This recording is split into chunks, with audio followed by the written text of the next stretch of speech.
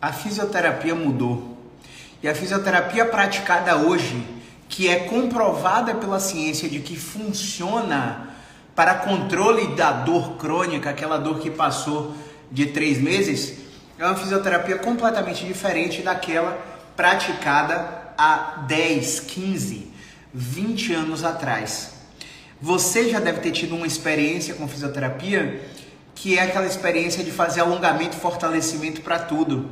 Treino de equilíbrio, subir em balanço proprioceptivo ou em trampolim, aquele negocinho que balança para você se equilibrar, de ligarem e desligarem aparelhos em você, praticarem massagens, fazer ultrassom, TENS, infravermelho, técnicas posturais e técnicas de estabilização. Há 10, 15, 20 anos atrás, era isso que realmente funcionava e a gente não sabia mais ou menos quais eram os mediadores que faziam esse tipo de fisioterapia funcionar. Hoje a gente já sabe e é sobre isso que a gente vai conversar hoje. Então, muito boa noite, seja muito bem-vindo, seja muito bem-vinda a mais uma gravação do nosso podcast Physio Insight, um projeto onde eu falo que você tem que ouvir na lata, doa quem doer, sempre baseado nas melhores evidências científicas disponíveis. Primeiro de tudo, pessoal, você tem que entender que a dor tem 3 grandes categorias. A primeira categoria é aquela dor que é secundária a uma patologia grave, o que a gente chama de red flag. E essa red flag pode ser, por exemplo, câncer na coluna, infecção na coluna, fratura na coluna, mielopatia compressiva na coluna, infecção na coluna. Essas doenças que realmente causam a sua dor acontecem em menos de 2% dos casos. Isso mesmo, 2% dos casos. A segunda grande categoria é a categoria de dores específicas. Dores nas quais a gente sabe realmente o que está causando aquele problema. Ou seja, um paciente que tem uma espondilolistese severa, uma doença degenerativa da coluna vertebral, uma estenose lateral foraminal, uma estenose central, uma radiculopatia, uma compressão, um aprisionamento do nervo periférico que faz com que aquela dor irradie do pescoço para o braço, irradie da coluna para as pernas, mas ressalvo a vocês que nem sempre toda dor irradiada é por aprisionamento neural, é por compressão nervosa, ou é a famosa ciática, ou é a irritação do plexo braquial. Essa é uma grande falácia, a gente precisa examinar vocês para saber se realmente o ciático ou o nervo realmente é o influenciador do seu sintoma. Beleza? Essa categoria de dores específicas compreendem de 5 a 10% do total de casos. E a terceira grande categoria de dor seriam as dores inespecíficas, pessoal. Caio, como assim inespecífica? Esse termo é muito chulo para você falar para o paciente, eu te entendo. Mas o que eu quero dizer com a dor inespecífica é para te tranquilizar. Não existe nenhuma coisa causando a sua dor, não existe nenhuma doença causando a sua dor, não existe algo grave causando a sua dor. Quando a gente fala que a dor é inespecífica, a gente quer dizer para você que a sua dor é influenciada por múltiplas esferas da sua vida. Então, na esfera biológica, você sim pode ter uma fraqueza muscular do tronco, pode ter uma fraqueza muscular da coxa, pode sim. Na sua esfera biológica, você pode ter uma estratégia de movimento que aumenta a sobrecarga articular. Sim. Na esfera social, você pode simplesmente ter perdido seu emprego e tá com pensamentos catastróficos associados ao futuro. Ah, eu nunca vou encontrar um emprego melhor que aquele. Ai, meus 3 filhos vão ter que sair do colégio tal. Minha esposa não trabalha, então como que eu vou sustentar a família se eu não estou trabalhando? Para o cérebro, não interessa se você está com a arma na cabeça com alguém tentando roubar seu carro ou se você está simplesmente com preocupação excessiva associada a essa questão social, né, do seu trabalho, por exemplo. Na esfera psicológica, sentimentos, pensamentos automáticos, ruminações, aqueles pensamentos que você ficam repetindo, poxa, por que comigo? O que é que deveria ter acontecido? Não deveria ter acontecido isso. Esses pensamentos influenciam diretamente nos nossos sentimentos e nas nossas emoções, gerando angústia, gerando tristeza, gerando raiva, gerando ansiedade, gerando, quiçá, humor depressivo. E essas emoções colaboram para o aumento da reatividade do cérebro. Esse aumento da reatividade do cérebro vai fazer com que o paciente sinta mais dor. Por que eu falei das 3 grandes categorias e por que eu quero te ensinar isso aqui? Porque às vezes o paciente que chega para mim aqui está extremamente preocupado com o seu diagnóstico, porque ele passou por um profissional que não tem treinamento numa abordagem que chamamos biopsicossocial. Caio, como assim? Quando o profissional não tem treinamento na abordagem biopsicossocial, o discurso dele é amedrontador para você. Porque ele não tem a mínima noção de como a comunicação pode interferir no sintoma do paciente. Quando o profissional tem o treinamento na abordagem multidimensional biopsicossocial, a comunicação dele é diferente e ele mais te encoraja do que te amedronta. Então, um exemplo clássico é aquele paciente que travou a coluna tirando a mala do carro ou abaixando para pegar algum objeto e agora tem medo de dobrar. Quando ele chega para uma emergência, a emergência faz logo uma ressonância nele e descobre a hérnia de disco. Só que aquela hérnia de disco, pessoal, ela já estava ali há muito tempo. Aquela hérnia de disco já estava ali há muito tempo. E quando a gente compara nos estudos científicos os pacientes que têm dor versus os pacientes que não têm dor na coluna, os pacientes que não têm dor também apresentam as mesmas alterações degenerativas na coluna vertebral. Eles também apresentam hérnia de disco, abaulamento, protusão, degeneração e tudo aquilo. Então, quando você vai na emergência, o profissional que está lá, ele não está treinado para isso. E ele vai te dizer que você não pode mais abaixar, que você tem que sair da academia, que você não pode impacto, às vezes nem na emergência. Às vezes você sai de lá orientado a procurar um especialista. E esse especialista, ele geralmente é um ortopedista. O ortopedista, ele é treinado para avaliar doença, lesão e inflamação. Então ele vai olhar seus ossos, vai fazer radiografia, vai fazer eletroneuromiografia, vai fazer ressonância magnética, vai te ver por dentro. E agora eu quero te fazer uma analogia. O que a ressonância te mostra por dentro é igual ao que você está vendo aqui na minha testa, ó, marcas de expressão, rugas, processos naturais do envelhecimento. É igual ao meu cabelo aqui, ó.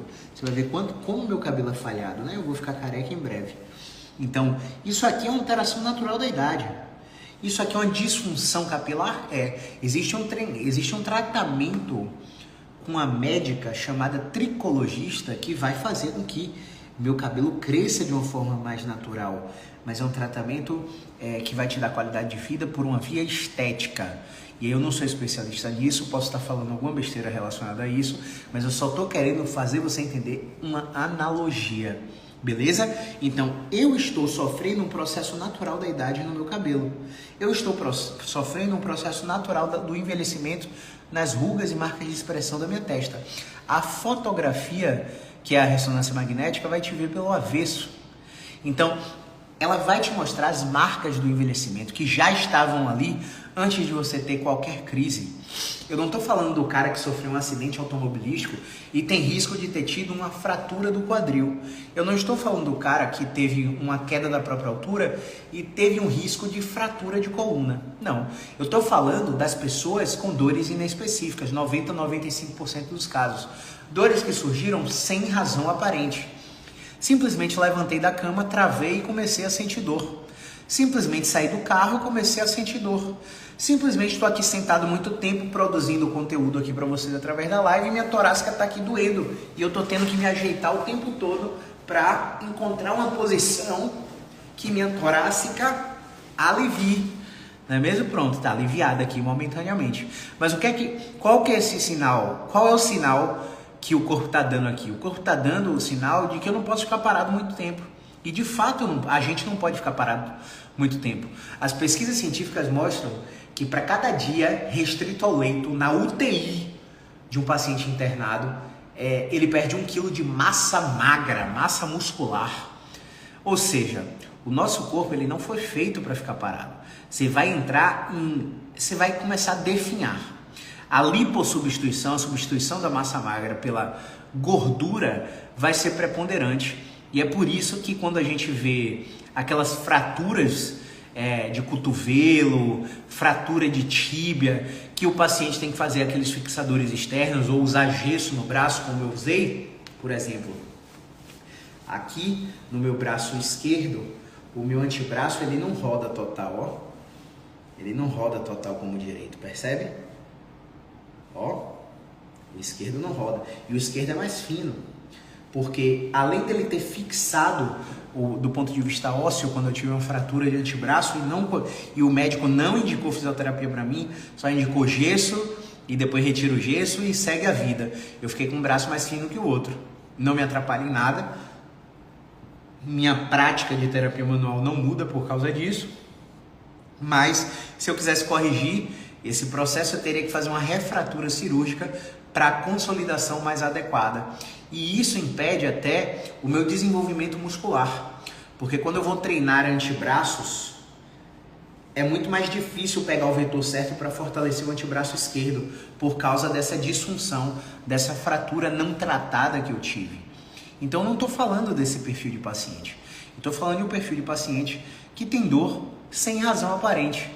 Teve o primeiro episódio de dor há 5, 6, 7 anos atrás, melhorou, ficou no vai e volta danado, e aí do nada teve um evento de vida desencadeador de estresse, uma morte na família, uma separação, uma partilha de bens, uma mudança do posto de trabalho, e todo esse fator social e psicológico interferiu no aumento da reatividade do cérebro. Porque, pessoal, dor é um produto do cérebro. Não interessa se é seu ouvido que está doendo. Depois de 3 meses, o ouvido vai se manter doendo por causa da memória do cérebro. Não interessa se seu ombro, cotovelo, joelho ou coluna estão doendo. Passou de 3 meses, a alteração é no processamento disfuncional do sistema nervoso e não no lugar que dói. Porque a maioria dos tratamentos falham. A maioria dos tratamentos falham porque focam no local da dor. O paciente chega aqui, fala que está com dor no joelho, eu examino a coluna e ele está me achando um péssimo profissional porque eu não toquei no joelho dele. Porque o paciente, ele tem a crença de que a gente precisa tocar no lugar que dói. Só que aí quando eu examino esse paciente, provoco ele com estratégias de carga, movimentos específicos, o que é que acontece? O sintoma do joelho dele começa a mudar. E aí eu faço um questionamento reflexivo. Você percebeu que eu não toquei no seu joelho e ele melhorou? Como assim melhorou? Ele está doendo ainda. Claro, ele está doendo ainda porque a dor não vai sumir da noite para o dia. Não é rápido assim o processo. Seu tratamento vai levar 3, 6, 12, 18, 24 meses, a depender do diagnóstico, tá, pessoal? A gente tem pacientes com a dor no mesmo lugar, por exemplo, o lombar, que estão conosco há 24 meses, 2 anos. A gente tem pacientes que têm dor nesse mesmo lugar e só ficaram com a gente 3 meses. Porque uma dor em um lugar podem ter 18 apresentações clínicas diferentes. Então, o diagnóstico do médico na emergência ou na consulta ortopédica não vai interessar para o fisioterapeuta em casos de dor crônica.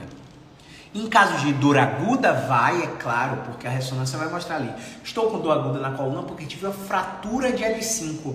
A fratura vai ser tratada de forma conservadora, de forma não cirúrgica. Eu vou usar um colete ali e eu, enquanto fisioterapeuta, eu vou precisar desse diagnóstico do médico para começar a mexer em tudo longe da coluna desse paciente e condicionar esse paciente mexendo em locais distantes do local que dói.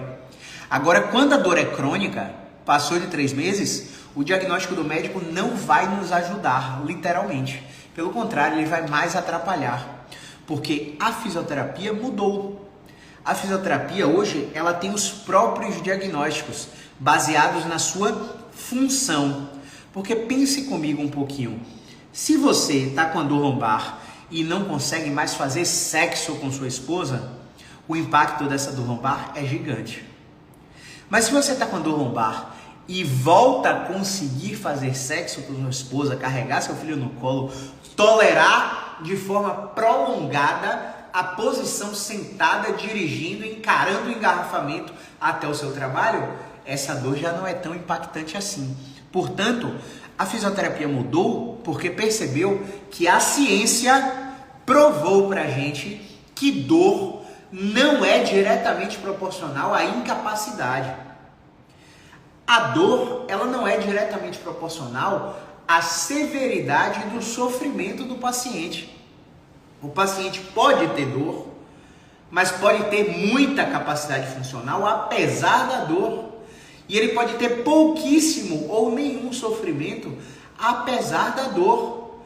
E é aí que a gente entra. A gente entra com o pé na porta, porque pouquíssimos são os craques da área da saúde que fazem com que o paciente entenda isso sem impor esse tipo de conhecimento. Porque não basta eu chegar aqui para você e começar a conversar bonito sobre esse tema. Não ajuda. Eu preciso fazer um processo reflexivo através de um questionamento socrático para que o paciente chegue à conclusão que ele precisa para ressignificar tudo que ele acredita e que ele foi informado fora dos nossos tratamentos.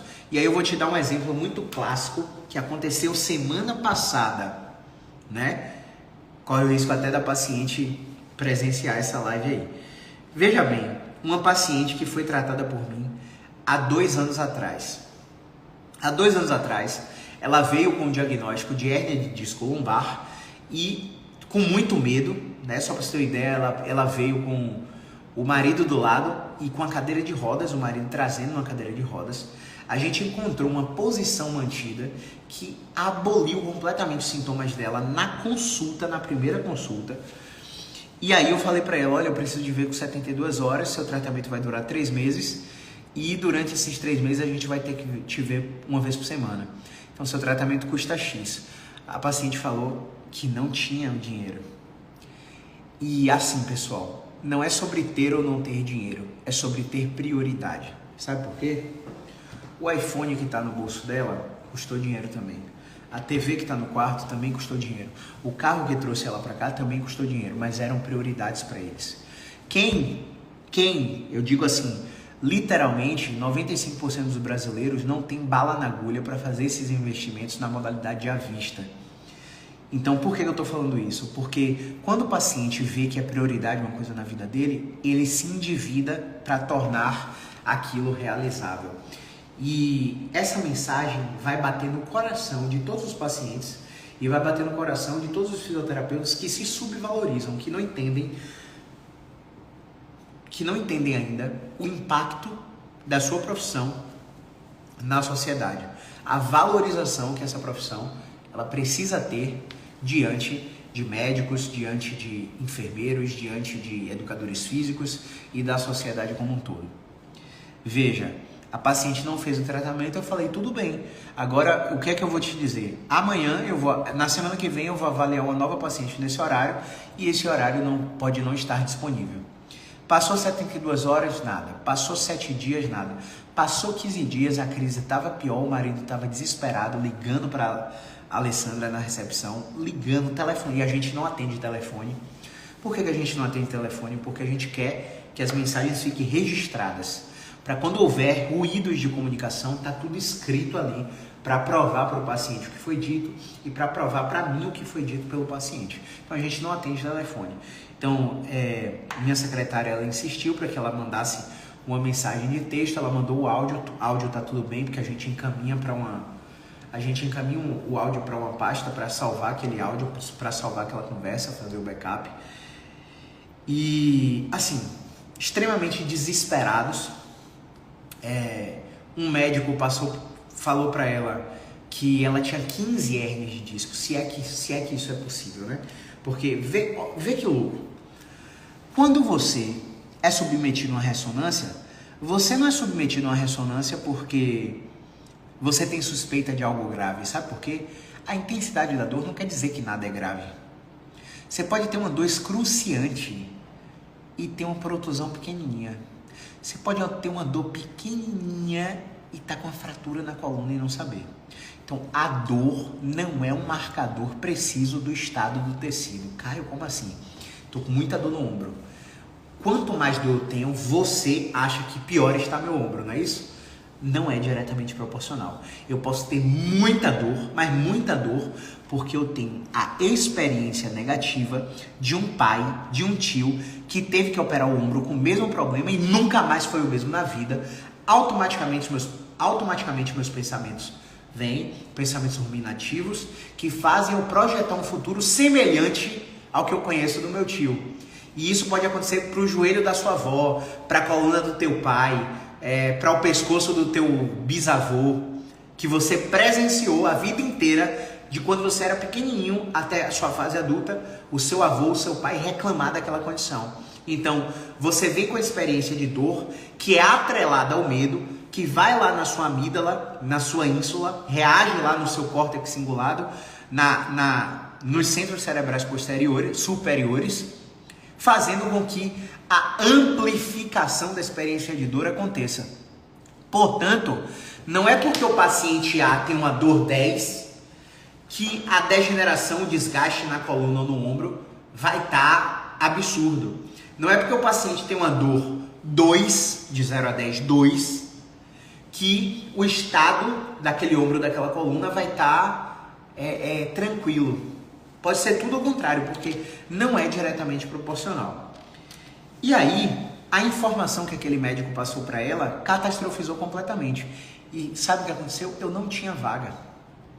E eu indiquei um profissional daqui de Salvador, que já fez meu curso, e ela foi lá para aquela profissional teve muito trabalho com ela, e depois ela me falou que a paciente fez 3 sessões, melhorou um pouquinho e sumiu, e não existe 3 sessões para uma crise de coluna.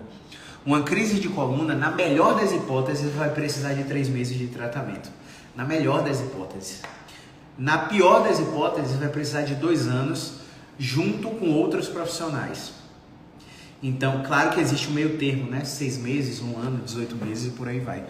Mas a realidade que o paciente quer muitas vezes não existe.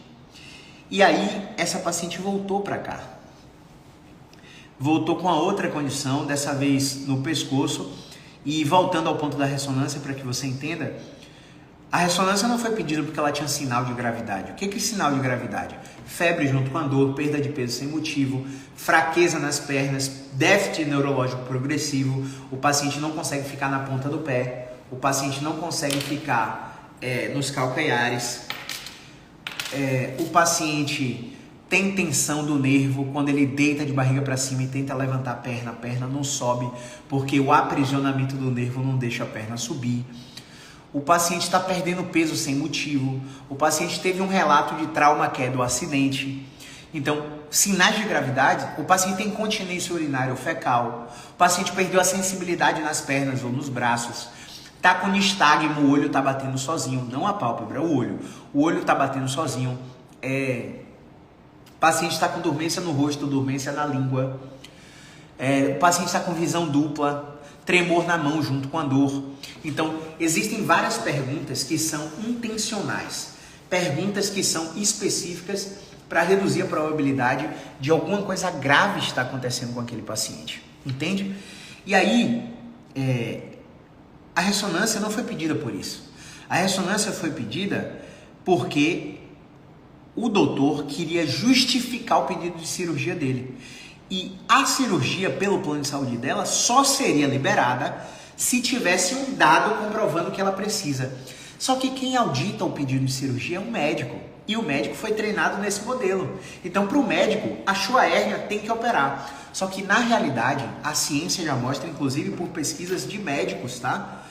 Tem uma pesquisa do Ian Harris, por exemplo, que é um ortopedista, que ele mostra que apenas 14% das cirurgias em 3 hospitais, salvo engano, da Austrália ou dos Estados Unidos, numa contagem total de 6.784 cirurgias, apenas 14% foram realmente indicadas, baseadas em estudos científicos que comparam operar versus não operar, e a cirurgia tem resultado superior do que não operar. Então, só 14%. Entende como isso é complicado? 86% das cirurgias realizadas nesses 3 hospitais não tinham pesquisas científicas que comprovavam que essas cirurgias eram eficientes. E aí eu vou falar do lado negro do processo. Eu acho que eu cometi até uma gafe agora, né? Falar de lado negro, não se fala mais isso, né? Me perdoem aí. Eu vou falar do lado sombrio do processo. Não sei nem se eu melhorei o meu termo, tá? Mas eu acho que vocês entenderam. É porque essa questão de antirracismo a gente tá evoluindo pouco a pouco, né? Então, me perdoem aí se eu cometi alguma gafe. Mas olha só, falando do lado sombrio da coisa, quando o médico prescreve uma ressonância, essa ressonância muitas vezes gera um comissionamento para aquele médico, gera um comissionamento para aquela clínica. E clínicas premiam esses médicos baseado no número de exames que eles indicam para essas clínicas. Olha que sujo, né? Por que sujo? Porque 96% dos quadros não precisam da ressonância. Só que pense um pouquinho, você já parou para analisar? Você já parou para analisar quanto custa uma ressonância magnética?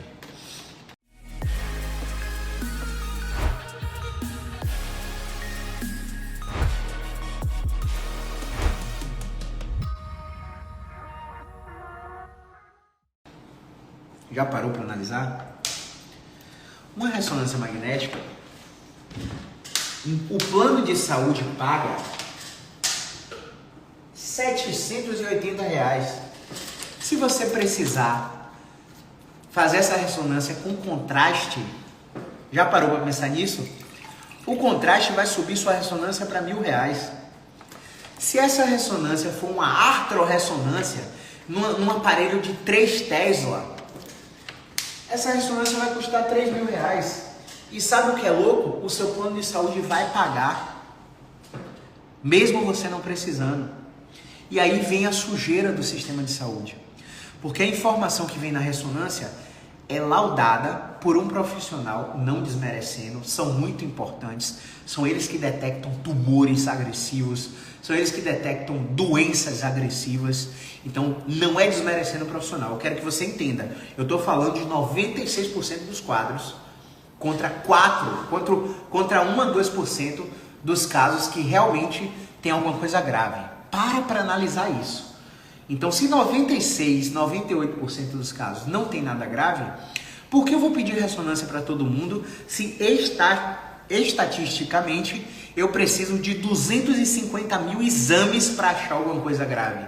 E aí, nos congressos médicos, eles perguntam pra gente assim: Caio, mas se for sua mãe que tiver algo grave? Gente, se o paciente tiver alguma coisa grave, algumas coisas vão acontecer. O seu exame físico vai estar completamente alterado, não responsivo a exercício. E paralelo a isso, quando você submete o paciente no tratamento, o paciente é refratário ao tratamento da semana 6 até a semana 12. Entende? Você sabe quantas vezes isso aconteceu comigo em 10 anos de profissão? 2 vezes. Eu chegar na 6ª semana e o paciente estagnado. Chegar na 12ª semana e o paciente estagnado. Meu amigo, você não apresentou nenhum sinal de coisa grave, mas você não está evoluindo com o tratamento. Ou você precisa ser investigado por um médico, ou você não está fazendo o que eu estou pedindo. Não, eu estou fazendo, Caio. Beleza, então vá para esse médico aqui. Encaminhei para o anestesiologista. Do cervical. A anestesiologista fez uma ressonância cervical. A ressonância cervical tinha um tumor de ápice de pulmão. A ressonância cervical pegou um tumor de ápice de pulmão. Ela foi para o pneumologista, fez a cirurgia, ficou bem. Caio, mas não era melhor ter ido primeiro para o médico? Com os sintomas dela, não. Com os sintomas que ela tinha, dor cervical irradiada para o braço, o primeiro contato não necessariamente precisa ser médico. Pode ser fisioterapêutico. Só que o fato dela não ter respondido a exercício vai guiar você para direcionar o paciente. E qual que é o lance? Fisioterapeutas não são treinados para isso. E aí, quando o paciente fica no fisioterapeuta que não é treinado para rastrear as red flags, o paciente fica perdendo tempo no tratamento, porque o fisioterapeuta ele não sabe identificar que aquele paciente é refratário. Ele não sabe identificar e ele não tem coragem de encaminhar esse paciente para um outro profissional. Sabe por quê? A crença do fisioterapeuta é tão irracional, mas tão de não merecimento, que ele pensa assim, eu não vou indicar não para psicóloga ou para o médico, porque se ele tiver que pagar 2 tratamentos, ele vai sair do meu. Você vê que mentalidade de escassez o fisioterapeuta tem? Eu não estou falando de todos, tá, pessoal? Toda generalização é burra. Mas a gente precisa ser íntegro com o nosso paciente para dizer para ele, ó, eu te avaliei aqui e você está apresentando um quadro de um bloqueio de um movimento que vai responder em 3 meses. Nesses 3 meses eu preciso te ver 1 vez por semana. É provável que na 6ª para 8ª semana haja uma estagnação dos sintomas e essa estagnação eu preciso de um outro profissional junto comigo. Você está ciente disso? Que outro profissional? Vou precisar te indicar para um anestesiologista para você receber determinado bloqueio ou determinada medicação para que meus exercícios não sejam desconfortáveis na sua reabilitação. Tá claro isso para você? O que eu estou fazendo com o paciente aqui? Eu estou jogando o chapéu. Eu tô jogando o chapéu do outro lado do muro. Por quê? Por quê, pessoal? Eu estou jogando o chapéu do outro lado do muro porque esse paciente, ele sabe que eu fui claro com ele na consulta 1. Pode ser que eu precise que você esteja comigo e com anestésio. Pode ser que eu precise que você esteja comigo e com um psicólogo. Tá claro? Porque lá no final, ele vai dizer para você que comprou o tratamento de você e não melhorou. Só que você não deu essa garantia para ele. Você falou que provavelmente ele precisaria de mim, de você e do psicólogo.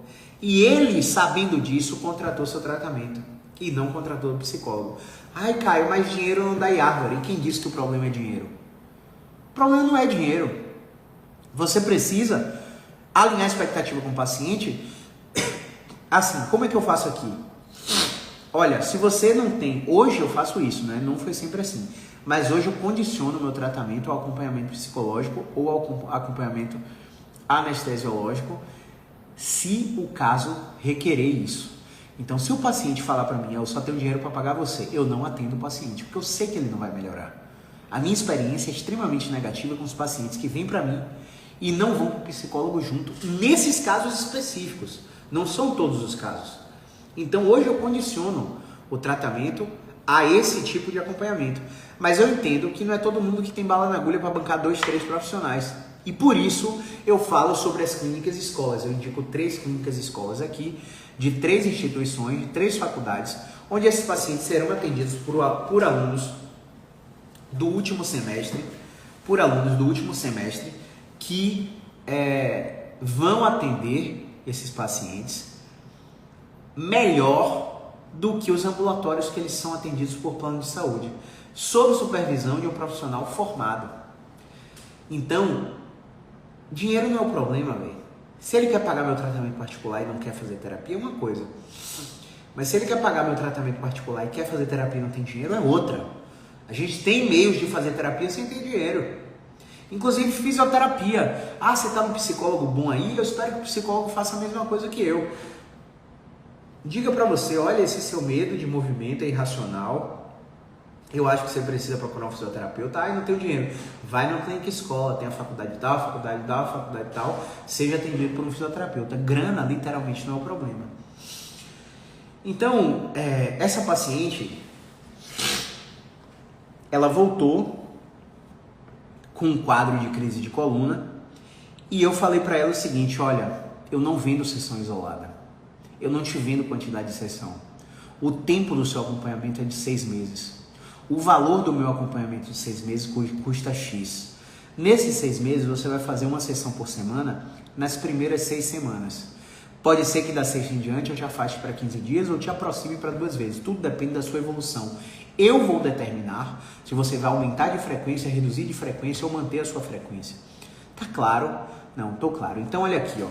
Tá aqui o contrato, falando tudo isso que eu acabei de explicar. Eu preciso que você dê o estou de acordo aqui e manda o contrato para ela assinar.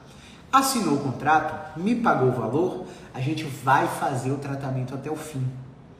Então, quando eu não faço esse tipo de abordagem, o que é que vai acontecer? Ela vai se comportar como ela se comportou da primeira vez. Na primeira vez, como foi que ela se comportou? Na primeira vez, ela fez a primeira sessão, destravou, aboliu a dor com o movimento, saiu com o marido andando. E chegou de cadeira de rodas, saiu com o marido andando. Agora, meu amigo, Agora ela assinou um contrato de prestação de serviços de 6 meses e me pagou o valor integral, sem consulta por consulta. Então agora a chance dela abandonar o tratamento é muito pequena, porque se ela abandonar, ela perdeu o dinheiro. Porque eu não vendo quantidade de sessões mais para ela dizer, ah, mas eu só fiz 2 consultas, então faltou X consultas, eu quero dinheiro dessas consultas. Não, eu não vendo mais sessão, eu vendo tempo de tratamento. Então quando ela assina um contrato, ela dá o de acordo com os termos. E a chance de eu ter efetividade com ela é muito maior, mas muito maior. E a gente vem fazendo isso há uns mais de 5 anos, e foi isso que fez a minha agenda permanecer forte com pacientes extremamente comprometidos, porque isso aqui que eu estou fazendo aqui é um filtro que faz com que o paciente chegue até mim somente os interessados. Aqueles pacientes curiosos que, ai meu Deus, eu quero estar lá com o Caio é quiropraxista, Caio é osteopata, eu vou lá para ele usar aquelas mãos em mim. Eu não lembro a última vez que eu toquei no paciente, velho. Não lembro. Porque a base do tratamento é educação em dor e prescrição de exercício. Só que não é qualquer exercício, são exercícios específicos. E aí o fisioterapeuta cabeça dura olha para mim e fala, Caio, quando você fala de movimentos específicos, você está falando de movimento de preferência direcional? Não, cabeça. Não, existe um planeta Terra além da preferência direcional que você está acostumado. Existe um planeta Terra que viola a expectativa dos pacientes. Existe um planeta Terra que promove a habituação. Inclusive, eu vou falar desse artigo só para finalizar o caso e dar esses insights burocráticos para vocês. Dia 23 de abril saiu um artigo no BMJ de dor crônica relacionada ao manguito rotador. Você sabe, né? Manguito rotador são os 4 tendões do ombro que fazem a suposta estabilização dinâmica da cabeça do húmero na fossa glenoide e dá toda essa complexidade de movimentos para a articulação do ombro. Separaram esses pacientes em grupos de fortalecimento, controle motor, fortalecimento e educação, controle motor e educação sozinha. E no follow-up, em 4 semanas, 8 semanas, 12 semanas, 24 semanas e 52 semanas, adicionar fortalecimento muscular e exercícios de controle motor não acrescentou benefícios aos pacientes que estavam sendo submetidos à educação em dor. Ou seja, o que a tendência da ciência está mostrando para a dor crônica? Está mostrando assim, ó, a medicina, as profissões da saúde tratam de entreter o paciente enquanto a mãe natureza faz o trabalho. Como assim, Caio? Grande parte das condições a gente não resolve, a gente anestesia. E a natureza, a história natural, a regressão para a média, a homeostase do paciente faz com que ele melhore. Só que existe uma cambada de profissionais extremamente despreparados que pegam o paciente em crise e carregam ele de informações extremamente negativas que atrapalham o curso natural positivo daquela crise. E quando aquela crise está associada a medo, ansiedade e tudo mais que a gente conversou, a história natural daquela crise começa a não ser tão favorável. Faz sentido? Começa a não ser tão favorável. E aí, pessoal, é que entra a virada do game. Quando você entende que o que você fala importa, você se aperfeiçoa em comunicação. Mas não é, eu vou fazer um curso com estudante de jornalismo, com um profissional de psicologia e vou aprender ferramentas de comunicação.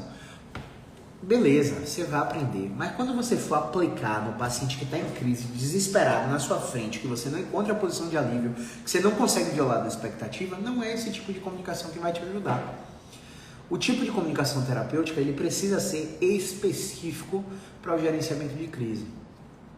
pessoal do Rio Grande do Sul aí agora está sendo ajudado por uma iniciativa muito grande do Wesley Delanogari, né? Que ele deu um treinamento em socorros, em primeiro atendimento emergencial em grandes traumas, né? Porque existem coisas que você não pode falar, porque a chance de transtorno de estresse pós-traumático após um evento desse é gigante. Então, se um psicólogo for atender uma dessas pessoas que estão sofrendo com essa enchente, ele tem que saber o que não pode dizer, entende?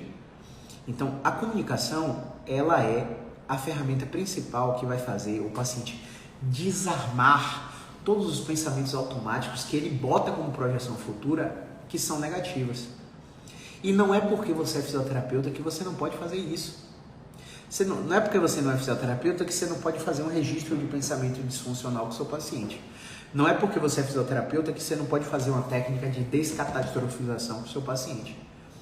Não é porque você é fisioterapeuta que você não pode fazer uma técnica de dessensibilização sistemática ou normalização do sistema nervoso com esses pacientes, submetendo esses pacientes a experiências negativas que eles tinham na sua memória, mas mudando a ótica sobre aquela experiência. E tudo isso parte da forma como você fala. Tá claro isso para vocês?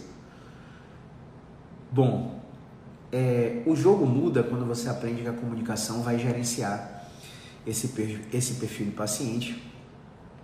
O jogo muda quando você entende que você não está competindo com esses médicos ou esses fisioterapeutas meia boca que falam um bocado de abobrinha para esses pacientes. Você não tem que entrar em contato com esses profissionais para falar o seu viés, porque ele não entende a sua língua.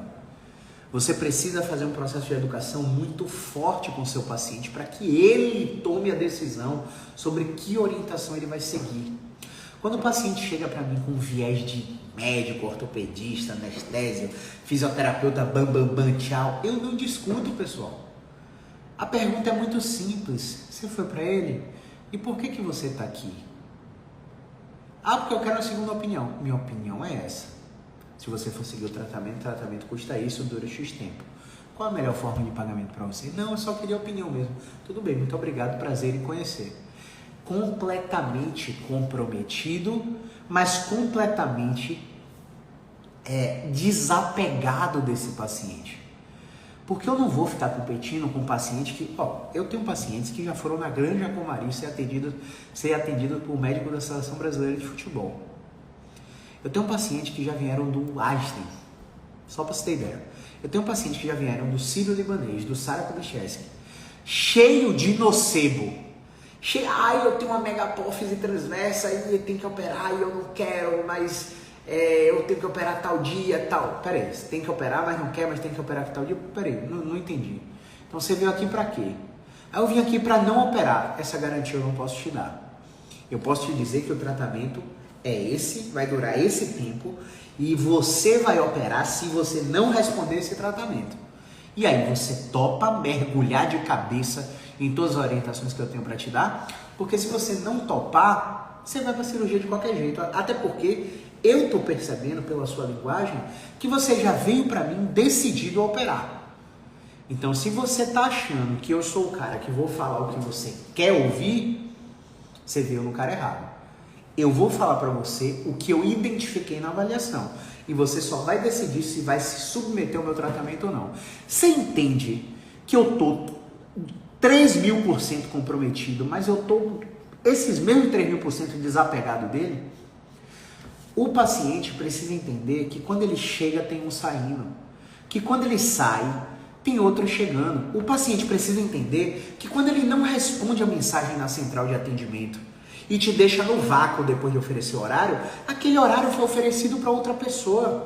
O paciente precisa entender que se eu tenho um horário disponível 17 horas de uma quinta-feira, entrar 10 pessoas em contato na agenda naquele dia, esse horário de 17 horas vai ser oferecido para as 10 pessoas. E quem reservar primeiro garantiu o horário. O resto não se mostrou comprometido com a própria saúde nem comigo. Por que eu vou ficar esperando a resposta do paciente para isso? Isso não existe. Aí você pode falar comigo, Caio, mas eu não tenho agenda forte ainda. Você está invertendo a pirâmide da vida, cara. Você não tem que ter para fazer, então, ser o cara da agenda forte. Você tem que... É o contrário, irmão. Você tem que ser o cara da agenda forte para fazer, executar os comportamentos de um profissional de agenda forte, para então ter as coisas que um profissional de agenda forte pode ter.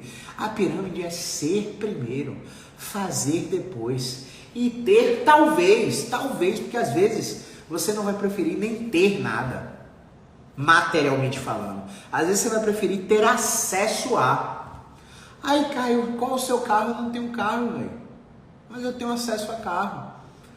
Carro para mim não é uma necessidade, irmão. Entende? Então, tudo isso vai da sua mentalidade, ser, fazer e ter. Enquanto você não se comportar como o cara de agenda forte, eu falo assim para meus alunos, ó, você vai oferecer o plano de tratamento para o seu paciente, você vai sabendo que você tem R$1 milhão na sua conta, mesmo que você só tenha 2 contos. Por quê? O paciente precisa sentir que você está comprometido, mas que você está desapegado, que ele precisa mais de você do que você dele. Enquanto você não se comportar como milionário, você nunca vai ser um milionário. Enquanto você não se comportar como um profissional de agenda forte, você nunca vai ter agenda forte. Enquanto você, paciente, não se comportar como um paciente que vive além da dor, sua dor não vai melhorar. É o que eu falo sempre. É muito mais fácil adicionar vida à sua dor do que tirar a dor da sua vida. Faz sentido ou não? Então é isso que eu tento ensinar para vocês aqui. Seja na crise de coluna, na crise de cervical, seja na crise de ATM, enxaqueca, de dor no cotovelo, joelho, ombro, não importa onde. Se sua dor passou de 3 meses, o problema está aqui, ó. Não é um problema psicológico, nem um problema na sua cabeça. O problema é no seu sistema nervoso central, que está como se fosse um alarme desregulado, percebendo dor desenfreada, widespread, percebendo dor generalizada em várias partes do corpo. O problema está no sistema nervoso. O profissional que você está indo está tratando o seu sistema nervoso? Cai, como que trata o sistema nervoso? Com informação de qualidade. Você tem que sair da consulta do cara sentindo que o cara foi capaz de violar a sua expectativa sem te tocar, irmão. Porque é muito fácil deitar um paciente na maca e fazer um estalo. É muito fácil deitar o paciente na maca e ficar fazendo um laserzinho. Ai, comprei R$7.000 no laser, vou usar. Vou fazer ILIB. Ai, comprei uma máquina de 35 mil conto de ozônio, eu vou fazer ozônio no meu paciente, porque eu investi nisso. Grande merda. Não funciona para dor crônica. Funciona só para odontologia, velho. Ozônio só funciona em procedimento odontológico. Não funciona para dor crônica. Ai, mas eu fiz 10 sessões de ozônio e melhorei. Você melhorou pela história natural. Você já ia melhorar sem fazer nada, você gastou dinheiro à toa. E o profissional não tem a mínima noção disso. Sabe por quê? Primeiro porque ele não tem um crivo. Ele não sabe o que é prática baseada em evidência. Ele não sabe sequer identificar um artigo científico bom. Ele lê o resumo do artigo, o artigo confirma a sua crença, ele sai propagando na rede social. Olha, gente, RPG funciona, osteopatia funciona, etc. Não sabe nem se a técnica, se o artigo é de boa qualidade. 80% dos artigos, segundo o paper da Daphne Port, são spin. Ou seja, o resumo é sensacional e quando você lê a porra do paper inteiro, não tem nada ali. É tudo falácia. Entende? Então é muito fácil chegar, deitar o paciente e fazer uma massagem e ele se sentir aliviado. Aqui eu não faço alívio de ninguém. Aqui eu trato pessoas. E tratamento é para controle da dor. Então tudo que você vai receber aqui é pautado nas mais recentes pesquisas científicas atuais. E não é porque você dá o zoom aí no reflexo do meu consultório, né? Você não vê nada. O que você vê? O que você vê? Olha aí. Opa lá. Olha o que você vê. Você vê uma cadeirinha, você vê outra cadeirinha, vê o bebedouro, vê o banheiro ali, vê um tapetinho, vê uma cafeteirinha boladona ali, um vasinho de planta, uns cafezinhos. E aqui atrás, aqui do lado tá a maca, aqui tá minha cadeira. Não tem tecnologia, cara. Não tem recovery. Ah, eu vou gastar 18 mil reais no Game Ready, numa bota de compressão pneumática para encantar o meu cliente. Massa, você tem dinheiro sobrando, gaste. Mas isso não adiciona benefício na dor crônica. Tratamento de dor crônica é educação em dor. Educação em dor e prescrição de exercício. Exercício específico, não necessariamente de preferência direcional.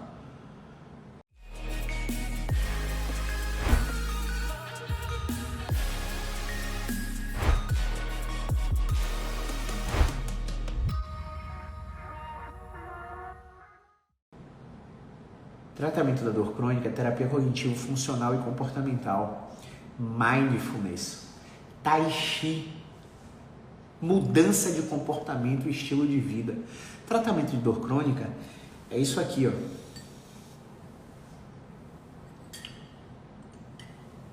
Bater a cota de água, 1 litro para cada 20 quilos de peso. Tratamento de dor crônica é uma alimentação balanceada, retirando ultraprocessados. Inclusive, o grupo desse artigo que eu citei de dor crônica relacionada ao manguismo rotador recebeu educação e aconselhamento e melhorou igual ao grupo que fez controle motor e fortalecimento. As estratégias de educação eram todas ligadas ao estilo de vida. Água, alimentação, saúde mental, gerenciamento de estresse, higiene do sono, exercício e atividade física regulares. Então, eu desafio você que é profissional de saúde a receber um paciente com dor crônica que esteja com esses 5 pilares ajustados. Eu nunca tive um paciente que estava com esses 5 pilares ajustados. Nunca em minha vida, em 10 anos de formado. Mas tem fisioterapeuta aí que prefere dizer que encontrou a síndrome do piriforme ou a disfunção sacroiliaca. E aí bota mais nóia na cabeça do paciente, que começa a se comportar de acordo com medo. O paciente começa a se comportar como se a estrutura corporal dele fosse frágil ou como se ele se movesse de maneira errada. Isso é ridículo, sabe por quê? Quem tem mais trabalho são vocês, profissionais da saúde, que trabalham com base em evidência, porque esse paciente vai ficar ali no osteopateta, no quiropateta, no acupunturista, no liberador miofascial, no ventosoterapeuta, no massagista. E não estou desmerecendo ninguém aqui não, tá? Todas essas profissões técnicas são úteis, mas para pacientes com dor crônica, elas não são. São úteis para outras coisas. Relaxamento muscular, bem-estar, satisfação. Mas para dor crônica, não. O paciente vai ficar nesses profissionais aí até não aguentar mais. E quando o bicho pegar mesmo, que nada resolver, ele vai parar em você. Com aquelas crenças irracionais que aqueles profissionais colocaram. E você que vai ter o trabalho de ressignificar a crença. E você que vai ter que enfrentar as barreiras de recuperação instaladas de uma vida. Então não tem milagre. Não tem um paciente chegar para mim e falar: eu tô com dor há 15 anos. Você vai fazer 10 sessões de osteopatia e vai tirar minha dor de 15 anos? Mas nunca. Você vai fazer 6 meses de tratamento e minha dor vai sumir? Mas nunca. Aqui não é cura, aqui é tratamento, é para controle. Eu sei lá o que você vai fazer quando você sair do consultório. Você vai ajustar os 5 pilares? Vai se manter consistente? A vida não é para poucos não, pô. A vida não é para qualquer um não. Você veio aqui a passeio ou você veio para cumprir uma missão? Se você veio aqui a passeio, não vai dar certo em nada na sua vida, inclusive no tratamento da dor. Agora, se você tem uma missão valiosa para cumprir, um filho especial para cuidar, né? Se você tem uma família para construir, se você tem um motivo valioso para viver, vai ser muito fácil você controlar a dor. Você entende por que o paciente que tem dor crônica e tem associado transtorno psicopatológico, como transtorno bipolar, ou, por exemplo, déficit de atenção e hiperatividade, ou transtorno de ansiedade social ou generalizada, fobias específicas, é muito mais difícil de ser tratado? Porque o paciente precisa reconhecer sua visão, sua missão e seus valores em vida, na vida, para que seja fácil tornar o processo de dor crônica simples, né? Simplificado. Gente, eu tenho um paciente que vendeu casa para fazer uma cirurgia de coluna. Fez a cirurgia e saiu da cirurgia querendo matar o ortopedista no plantão do hospital que eu dava. No plantão que eu dava em um hospital. O paciente tinha dor crônica e tinha obesidade. 2 fatores cruciais que fazem a cirurgia ter baixíssimo resultado. E mesmo assim operaram o cara. E o cara vendeu a casa para pagar a cirurgia. E continuou com dor. Então o que a gente faz é muito sério, velho. O que a gente faz não é para qualquer um. Então você tem que vestir a camisa dessa parada e não ficar vestindo técnica de zorra de osteopatia, vestindo camisa de zorra de quiropraxia. Você tem que vestir a camisa da sua profissão, cara. Não das técnicas, certificados e métodos e patentes que você faz. Você tem que vestir a camisa do seu nome, que é o seu nome que vai impactar a sociedade, não a técnica tal, a técnica tal, a técnica tal. Para de surfar a onda do efeito novidade. Ai, saiu a técnica tal, eu vou lá fazer para vender. Porra, velho, isso é coisa de profissional iniciante no mercado, que tá desesperado para ter várias pessoas para começar a ganhar dinheiro e começa a atacar todas as áreas. Eu já fui assim. Porra, tinha dia que eu atendia um paciente de geriatria, um outro de neuro, um outro de ped, um outro de ortopedia, um outro de esportivo, um outro de UTI acamado. Porra, você acha que eu fazia alguma coisa boa para alguém? Eu não fazia nada de bom para nenhum deles, porque eu era um fisioterapeuta pato. Eu não tinha escolhido o que eu queria ainda. Eu ficava na correria, na corrida de ratos, querendo correr atrás de dinheiro. Não é assim que você se desenvolve. Não é o próximo curso, ou o próximo método, ou a próxima técnica que vai fazer você chegar no próximo nível. São habilidades sociais, de comunicação, são habilidades comportamentais, é a sua atitude, é a sua rede social, é o seu investimento em tráfego, é o networking que você faz, os eventos que você participa. É isso, 8h30, vamos lá assistir o jogo do Fluminense. Grande abraço, muito obrigado a todos que acompanharam. Movimento é vida.